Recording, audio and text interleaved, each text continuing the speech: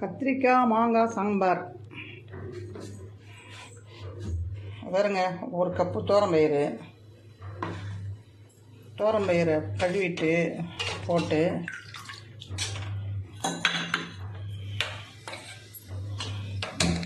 Stove on பண்ணிக்கணும்.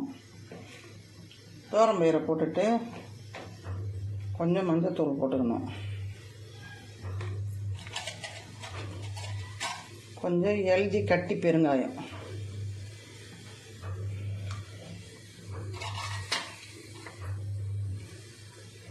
ஒரு 4 பல்லு பூண்டு.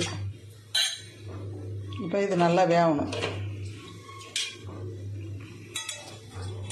இப்போ கொஞ்சம் புளி எடுத்து தண்ணியில் போட்டு ஊற வச்சுக்கணும். இந்த அளவுக்கு தோரம்பயிறு தாங்க போட்டிருக்கிறோம் சாம்பாருக்கு.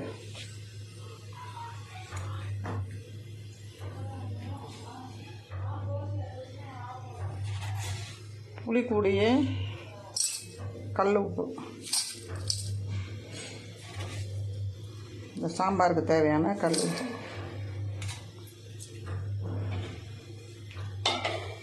இதெல்லாம் தண்ணி ஊற்றி ஊற வச்சுக்கணும். அப்புறம் சின்ன வெங்காயம், கத்திரிக்காய், மாங்காய் எல்லாத்தையும் கழுவிட்டு அரிஞ்சு வச்சுக்கணும். இப்போ இந்த கரைச்சி வச்ச இந்த புளியை அப்படியே ஊற்றிக்கணும்.